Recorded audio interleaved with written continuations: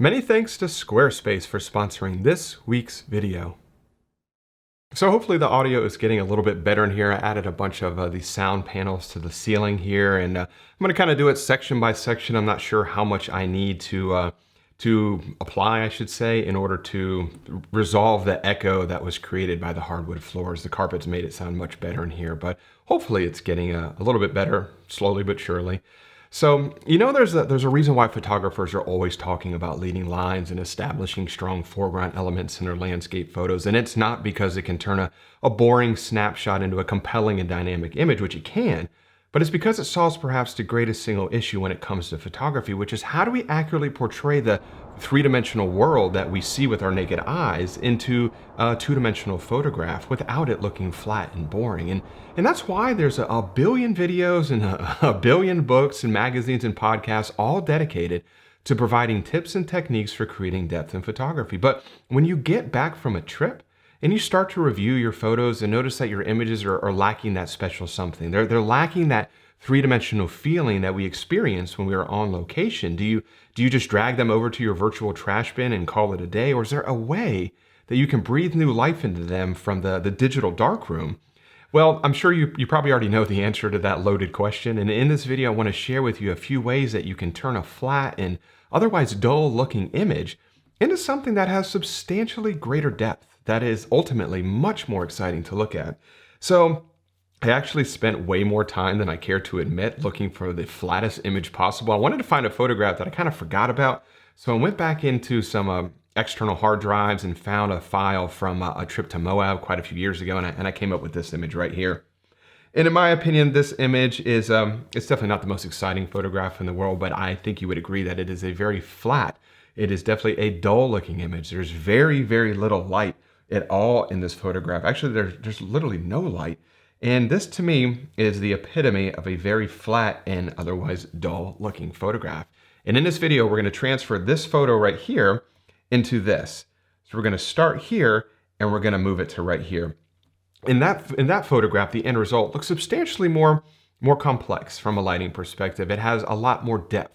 It actually focuses the light on the main subject, and it also diverts the attention away from areas that we don't want the viewer's eye to focus on. So I felt that this was a great example for this video. So what I wanted to do is, I'm not going to start the edit from the very raw file because I want to respect your time. So I went ahead and did a lot of the basic adjustments, and I brought it to this point right here.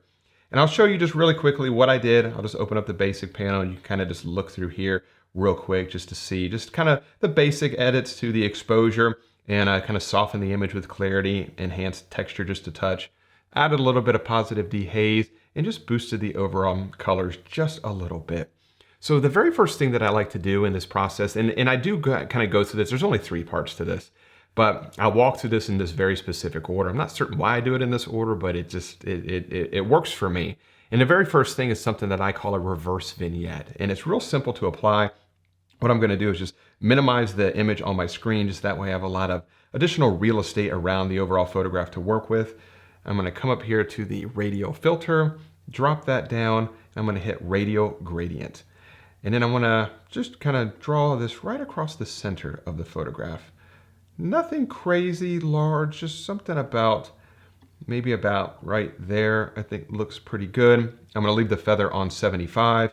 And then I'm just going to kind of boost this up a touch. I'll probably bring it up to maybe a stop of light about right there. I think looks good.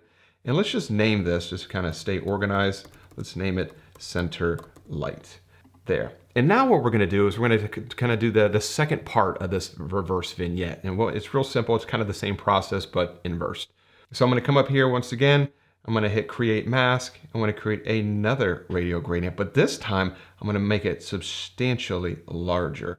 So something about maybe right there to begin. And I'm going to come up here to these 3 little dots. I'm going to click that and I'm going to select, whoops, I'm sorry. I'm going to come over here to this side and select invert because I want to basically flip that around. I want to target the corners, or I should say, I want to target the area outside of that radial gradient as opposed to the area inside of that radial gradient. So hitting that invert checkbox allows you to do just that. So if I toggle that invert checkbox on and off, you can see what it's doing. So you can just see it on the outside here. I'm going to bring it in just a touch because I don't need it to be quite that large. Bring it into about right there. And I want to bring the feather in this scenario probably more towards maybe about like 30. I don't want that. I don't need the graduation to be that soft in this area. I really just want to make sure that this green area is starting to highlight all of the corners and the edges of this photograph to about right there. I think looks good. And then I'm going to reduce the exposure here, probably by about another stop.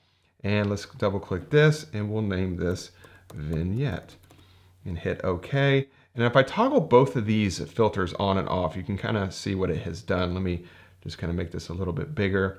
So this is the before both of those filters and after.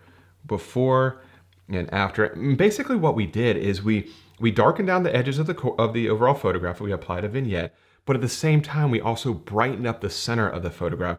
And I really like the way that that looks as opposed to just darkening down the edges of the photograph, a typical vignette. So it's kind of like putting a vignette on a photograph and putting a center area of brightness on the main subject. And I really like the way that that looks right here. And I'll toggle this on and off one more time. This is before and after.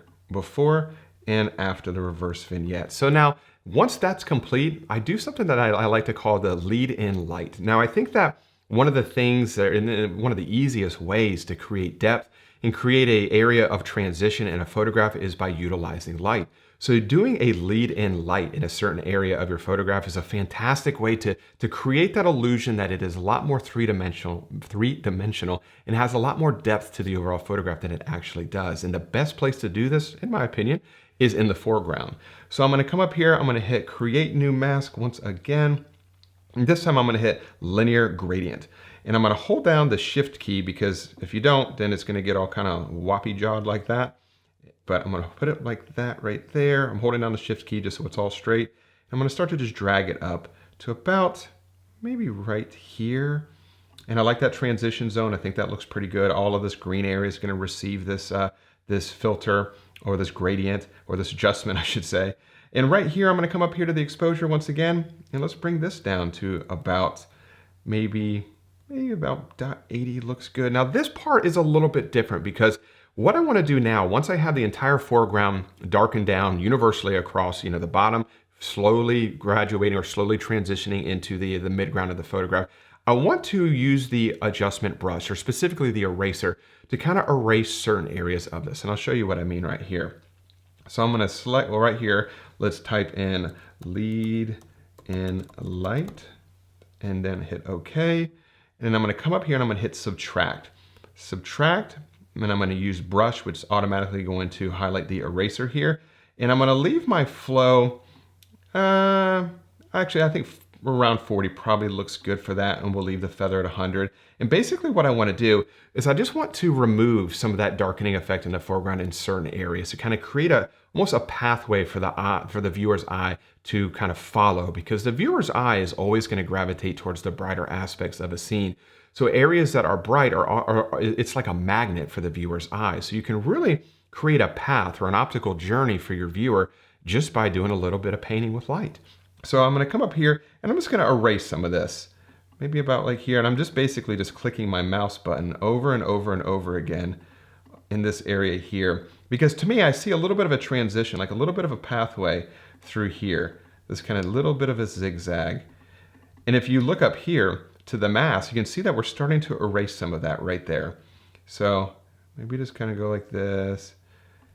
And I'm just hitting the mouse button repeatedly over and over and over again, because keep in mind, our flow is at 40, our flow is not at 100. So we're just very gradually removing some of that darkening effect. Maybe a little bit over here. And this is going to create just a much more natural look as opposed to just doing that graduated filter all the way from the foreground into the midground. And you can see up here, you can see our mask, you can see how we started to paint away that a little bit. And if we toggle this on and off, this is before and after. Before and after. And I think I might even darken this down just a bit more now. And I think that that looks pretty good at that point. Now, the final step in this process is basically just dodging and burning certain areas of the scene. Now, I typically do a lot more dodging than burning. And if you're not familiar with what the difference is, dodging is basically brightening up areas of your scene that are already bright, and burning is darkening areas of your scene that are already darkened. So I usually do more dodging than burning. So what I want to do is, and I'm not going to do a ton of dodging and burning on this scene, but I'm just going to hit create mask, create mask, radial filter. And I want to draw a radial filter across this area here because this is one of the, this is probably the main monument or the main focal point in the scene. So I'm going to add just a little bit there, maybe maybe not 30, we'll overdo it so it's easier to see. Let's warm the temperature up just a little bit, and you can really see what that temperature bump does. If you look at this, focus on this area here, I'll bring that temperature back down to 0, 10, 0, 10. And really, it really looks like sunlight is, hitting that area even more than it really already was. I mean, there was no direct sunlight, it was all ambient light or kind of real flat light, but using this technique, you can kind of, bring that out a little bit more. So now I'm going to come up here and I'm going to right click this and I'm going to hit duplicate. And I'm going to drag another one over to this area right here. Not all the way at the top because that top area is a little bit darker. Just really want to do it right through here. Right click, duplicate, and you can see how quick this can be done. I'm going to turn this one kind of on its side right through here because it looks like it's naturally where that light is kind of hitting. Maybe expand it just a touch. And it doesn't really look like you're doing a whole lot when you're kind of going through this process, but when you toggle them all on and off, you can really see the difference. And I'll do that for you right now. So this is before and after, before and after. And if you look at the thumbnail up here, watch when I toggle this on and off. Before and after, before and after. It's a substantial difference. Now I want to come up here, I'm going to create one more radial gradient. I'm going to drag this one down right through here. And I created an entirely new mask for this one because I want to make this value a little bit different. And I just want to add just a little bit of exposure, maybe just a touch there. Warm it up a little bit to about there. I forgot to name this one. I'm going to name it Dodge. And then let's name this one up here. How about Center Dodge? Center Dodge. And then we can see what this one did right here. Just a little bit right on that center area right through there. And now let's come up and let's do just a real quick burn on a couple things. So I just want to do an area maybe right through here. We're just going to darken that down. Not a whole lot, just a little bit. You really want to be careful with dodging because you can very easily go overboard. Right click, duplicate. I'm going to go bring this over to this side. Maybe about right there. Make it a little bit smaller. I'm just going to drag it over here into the corner. And let's toggle that on and off. Before, after, before, and after. Yeah, I think that looks pretty good. Just a little bit. So that is it, really. So basically, and I'll show you, and I'll toggle everything on and off in just a second. But first step is just kind of going through the reverse vignette. Add a custom vignette to your photograph. Add a radial filter in the center to brighten it up. And then you kind of go through the lead-in light. And that's the transition zone from your foreground into your photograph. Kind of darkening down that foreground a little bit and make it slowly get brighter as you move into the scene. That just naturally creates the feeling or the illusion that the image is much deeper than it actually is. Has a lot more 3 dimension than it really does. And then the last part is just dodging and burning, which I absolutely love to do. Just find areas that are a little bit brighter and make them even a little bit brighter. And then find areas that are a little bit darker and make those areas just a little bit darker. It really adds a lot of more 3 dimension and texture to the overall photograph. So let me close this down right here and we'll toggle the entire edit on and off. So this is where we began, the raw file, no adjustments at all. And then this is where we ended up. So this is before and after, before and after, before and after. And if you wanted to, you could even come up here to one final step. If you really wanted to get creative, we could create one more radial gradient here. We could drag this right across this kind of upper portion here. Not really certain if I would do it in this particular scene. And then maybe we just wanted to warm it up, or I'm sorry, increase the exposure just a touch there to about like that. Maybe we add a little bit of negative dehaze to kind of create the illusion that sunlight is coming through there. Soften it just a touch. And then we could actually close that down and come down to the color grading section and select highlights and just tint the highlights this kind of warmer color there. And you can really see what that does, especially to the upper right-hand corner. It just created the illusion that sunlight was actually kind of coming through here by us brightening up this area just a little bit. So just a little bit of an additional creative way. If you wanted to add just a little bit more complexity from a lighting perspective, you can always do things like that as well. So that's how I kind of create a little bit more depth in photographs that are already flat and very dull. And I think it definitely works better in certain scenarios than other scenarios, but I think it's something that I have saved numerous amounts of photographs before in the past by using this technique. So I hope that was helpful as well. So before I do wrap up this week's video though, I do just want to say a big thanks to the longtime sponsor of this channel, which is Squarespace, who I use for all of my website and e-commerce needs. Squarespace provides a dynamic and attractive online platform to create your website. You can display your photography using Squarespace's professional portfolio designs and customize the layout and look and feel of your gallery just so you can make it your own. With Squarespace's traffic overview feature, you can track trends in page visits and views to better optimize your content, and you can even grow and engage with your customers with Squarespace's email campaign tools, which will enable you to create engaging emails that match your website with your products or blog post and logo, just so your messaging remains consistent. So if you're looking to start a new website or possibly upgrade your current website, check out squarespace.com/MarkDenney for a free trial and 10% off your first purchase. So I really do hope you enjoyed this week's video. Something a little bit different. I haven't done an editing video in probably about 5 weeks now. So I try and keep those in the mix every so often as well, because I know that those are enjoyed by many, and the feedback I always get from them is very positive. So I hope that is the same for this video as well. And if you have any questions about any aspect of this, just leave me a comment below and I'll do my best to get back in touch with you as soon as possible. And if you did enjoy this week's video, if you could give it a thumbs up and share it with your friends or family or anybody else who might be into photography that you think might enjoy it as well, it definitely helps the video perform better, helps the channel perform better. And it's greatly appreciated by myself as well. And as always, I really do appreciate you watching this week's video, and I will see you all next Wednesday. Bye.